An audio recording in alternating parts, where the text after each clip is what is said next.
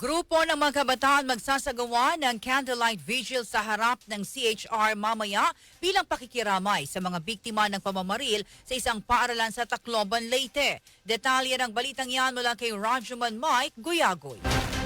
RMN Live Report! Kasalukuyan ngayong nagtitipon-tipon itong mga kabataan mula sa iba't ibang mga organisasyon at kasalukuyan sila nagsasagawa ng candlelight vigil dito sa harap ng Commission on Human Rights bilang pagkikipagdalamhati sa mga biktima ng insidente ng pamamaril sa isang paaralan sa Tacloban, Leyte. Ang aktibidad na may temang Keep Our Schools Safe ay pinangunahan ng Akbayan Youth at iba't ibang mga student councils at mga youth organizations.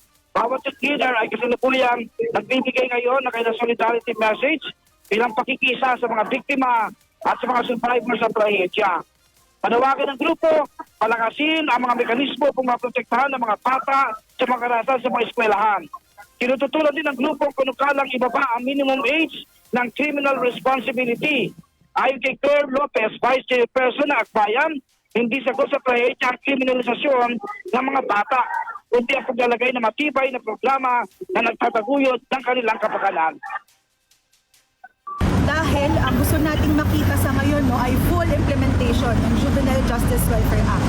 As amended, ito ay inamyendahan na ng ilang beses at nakikita natin na sa implementasyon pa rin ito nagkukulang. Kaya tinatawagan natin ang Department of Education, ang PNP at DSWD na agarang bigyan na ng full implementation itong batas na ito. Dahil mula rito, mas nakikita natin na napapalakas natin ng sistemang dapat sumusuporta sa lahat ng kabataan, mapa-mental health man ito sa mismong kanilang welfare bilang kabataan, bilang hindi lang nasa eskwelahan, pero mga kabataan na narito rin sa komunidad.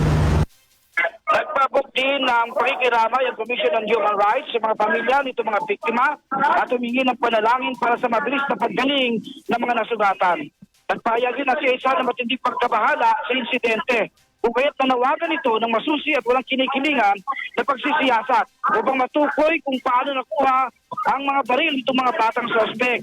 Binigyan din pa ng komisyon ng pangangailangan para sa suportang psychososyal at mga intervensyon na may kinalaman sa trauma para sa mga mag-aaral, para sa rin sa mga pamilya, guro at sa mas malawak na komunidad ng paaralan.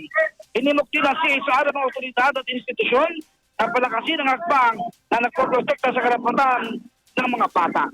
Kasama sa TCXL, RMN Manila. Rajuman, may Kuya Roy Tatak, RMN.